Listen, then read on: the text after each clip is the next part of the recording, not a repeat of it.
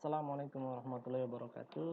Selamat ketemu pada perkuliahan kita manajemen perpajakan. Pertama saya memperkenalkan diri dulu. Nama saya Junawan SMSI. Oke, ini pertemuan pertama ya, sesuai dengan RPS yang ada. Dari pertemuan pertama ini kita akan membahas dasar-dasar manajemen perpajakan. Baik, kalau referensi kalau saya menggunakan buku karangan dari Dr. Andes Khairo Anwar Pohan. Mungkin bagi teman-teman bisa menggunakan buku yang sama atau buku-buku manajemen perpajakan yang lainnya. Baik, untuk mempersingkat waktu kita langsung ya di materi pertama ini kita akan mendiskusikan dasar-dasar manajemen perpajakan. Oke, pertama yang harus kita pahami bahwasanya di negara kita itu pajak masih merupakan bagian penerimaan negara yang sangat mendominasi ya. Kalau nggak silap saya itu sekitar 80-an% itu pendapatan APBN negara itu didominasi atau disumbang dari sektor pajak. Kemudian kalau kita lihat di Undang-Undang Dasar Negara ya 1945 bahwasanya di pasal 23 itu ayat 2 disebutkan segala pajak dan pungutan lainnya yang bersifat memaksa ya digunakan untuk keperluan negara ya berdasarkan undang-undang. Jadi harusnya pajak itu sih memang diperuntukkan untuk membiayai belanja negara ya.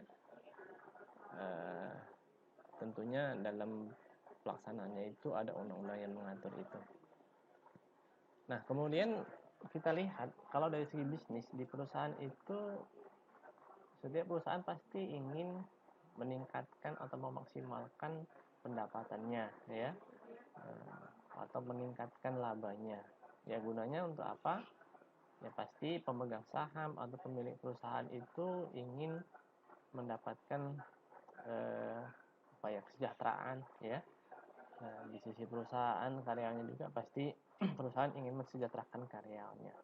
Jadi dengan memaksimalkan laba itu, maka tentunya dengan memaksimalkan laba itu ada pos-pos yang akan ditekan ya, baik itu dari segi biaya dan salah satunya juga dari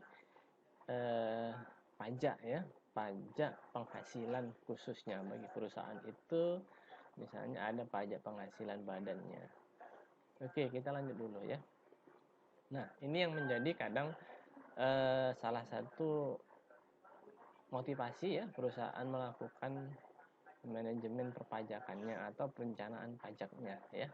Karena apa? Karena tadi sifat pajak tadi kalau kita lihat ini ya, mana tadi? Ini sifatnya itu memaksa deh ya, pungutan yang bersifat memaksa. Jadi setiap orang kalau dipaksa itu pasti ya tidak ada yang ataupun kurang sukarela lah gitu ya, artinya kan ada keterpaksaan gitu ya. Oke, kalau kita lihat dari sini tidak seorang pun yang senang membayar pajak ya. Kalau tidak kewajiban mungkin banyak orang nggak ada yang mau bayar pajak gitu. Nah, kalau kita lihat dari asumsi si Leon Yudkin ini 1994 ya. Kalau kalian ada referensi yang lebih terbaru ya itu lebih bagus ya. Menyatakan bahwasanya wajib pajak selalu berusaha untuk membayar pajak yang harus dibayar atau pajak terutang sekecil mungkin ya. Jadi kalau bisa pun nggak bayar tapi tidak melanggar undang-undang. Ya, penghindaran pajak atau meminimalisasi pajak tadi itu tidak melanggar atau dimungkinkan oleh undang-undang. Nah, itu bedanya dengan penggelapan pajak ya. Nah, kalau penggelapan pajak itu atau penyelundupan pajak itu melanggar undang-undang. Tapi kalau perencanaan pajak itu kita mengecilkan kewajiban pajak yang harus kita bayar itu atau pajak terutang yang dibayar itu tapi tidak melanggar undang-undang. Nanti kita ada istilahnya ini dia yang bawah ya. Tax evasion. Nah, penghindaran pajak yang melanggar undang-undang. Nah, karena keinginan tadi itu memungkinkan mengecilkan pembayaran pajak, jadi kadang wajib pajak ini cenderung terjebak ya ke dalam ini penyelundupan pajak atau tax evasion, bukan tax avoidance. Kalau tax avoidance penghindaran pajak tapi tidak melanggar undang-undang gitu. Nah, nanti ada beberapa metode-metodenya ya di pertemuan-pertemuan selanjutnya ataupun di slide ini secara garis besar nanti kita akan tahu cara-caranya yang tidak melanggar undang-undang. Nah, yaitu apa tax evasion tadi? Usaha menghindari pajak terutang secara ilegal. Jadi kalau udah ilegal ini pasti ada undang-undang yang dilanggar. Ya, sepanjang wajib pajak tersebut yakin bahwa mereka tidak akan ditangkap dan bahwa orang lain pun melakukan hal yang sama. Jadi ada pembenaran gitu ya. Nah, misalnya perusahaan A nggak bayar pajak aja aman aja kok, ya udah kita nggak usah aja ditampilkan semua pendapatannya segala macam ya. Nah, itu yang bisa berakibat nanti melanggar undang-undang, pasti konsekuensinya adalah sanksi atau denda dan sebagainya. Oke, kita lanjut. Nah, kalau kita ringkas ya secara umum itu ini ada entitas, ini adalah perusahaan bisnis ya. Walaupun perusahaan non profit pun ada aspek pajaknya juga ya, tapi ada fasilitas yang supaya dia tidak pajak atau sisa lebih usahanya. Kalau perusahaan non profit itu seperti yayasan, sekolah gitu ya, itu bisa tidak membayar pajak tapi ada catatannya ya. Catatannya itu kalau nggak salah ada PMK nomor 85 ya. Nah, coba nanti dicari ya pembeda antara perusahaan non bisnis non profit dengan perusahaan profit oriented.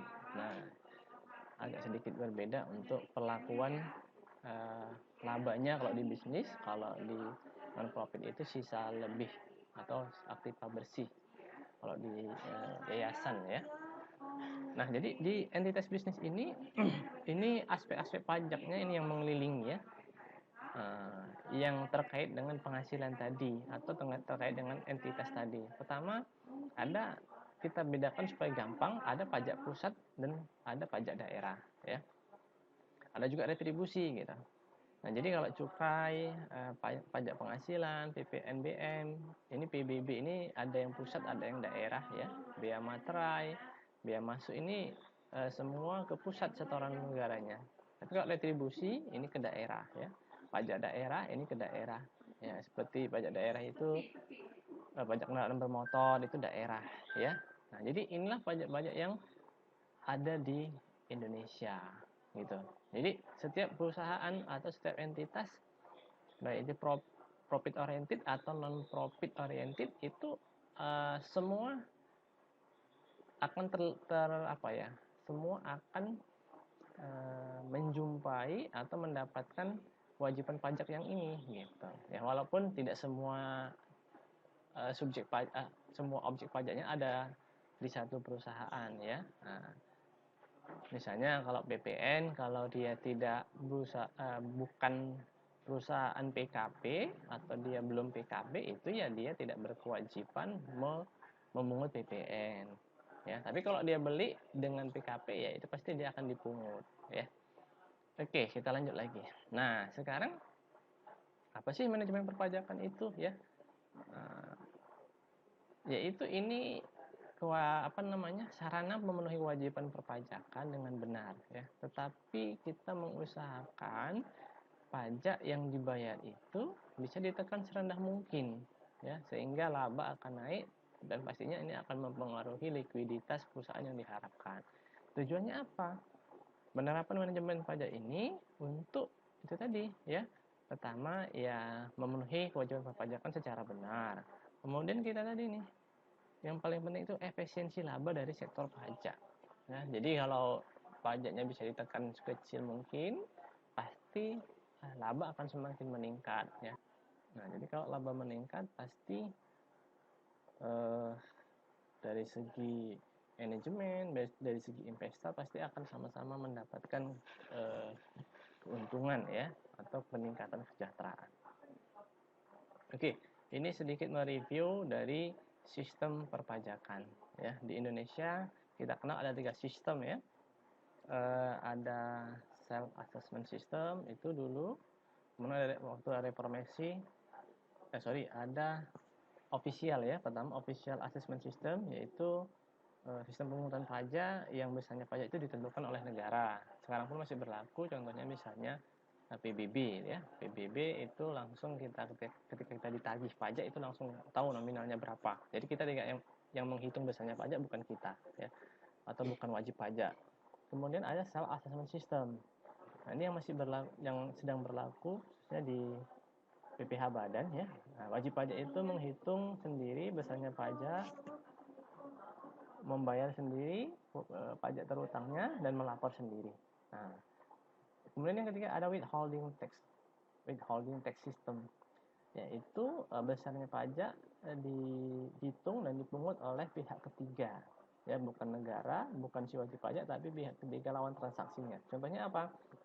Contohnya PPh pasal 22 ya, bendaharawan misalnya, BPh pasal 23, jasa. Nah, itu pajaknya yang menghitung dan memotong atau menyetorkan itu adalah lawan transaksi dari wajib pajaknya. Oke, sekarang kita lihat di self assessment system ya. Jadi ini dia menghitung sendiri, kemudian wajib pajaknya ya, dikali tarif, dapatlah pajak terutang. Nah, kemudian memperhitungkan itu kalau ada kredit pajak ya, pajak terutang di kurangi kredit pajak. Tentunya udah tahu ya kredit pajak itu apa. Ini harusnya sudah dapat di dasar perpajakan ya. Nah, jadi pajak terutang itu dikurang dengan kredit pajak. Nah, jadi nanti ketika dia sudah dikurangi ini akan ketahuan ya pajak terutang apakah lebih besar pajak terutang dari kredit pajak atau sama dengan atau lebih kecil gitu. Jadi kalau lebih besar pajak terutangnya dari kredit pajak, maka ini akan ada kewajiban surat ketetapan pajak kurang bayar. Ini misalnya kalau diperiksa ya. Atau kalau sama dengan, maka surat ketetapan pajak nihil ya, jadi tidak ada pajak yang harus dibayar. Dan kebalikannya, kalau dia pajak terutangnya lebih kecil, maka akan muncul surat ketetapan pajak lebih bayar. Nah, ini jika misalnya perusahaan itu menyatakan ini ya lebih bayar atau diperiksa dan dinyatakan kurang bayar. Nah, ada juga namanya SKP KBT, surat ketetapan pajak kurang bayar tambahan. Setelah diperiksa muncul surat ketetapannya kurang bayar, setelah itu ada ditemukan lagi bukti tambahan, maka ada lagi yang menyatakan dia kurang bayar. Maka setelah SKB KB ini muncul lagi SKB KBT ya, ada ditambahkan lagi yang harus dibayarnya. Ya. Nah, jadi setelah kurang bayar dia harus bayar. Kemudian dia wajib melaporkan wajib pajaknya ini. Nah, itu tanggung jawabnya wajib pajak sendiri ya. Dalam bentuk SPT ya, surat pemberitahuan. Nah, ini ada SPT tahunan kalau badan ya, orang pribadi pun ada. Ada juga SPT masa ya, masa itu bulanan seperti PPN, PPh 21 ya, itu SPT masa.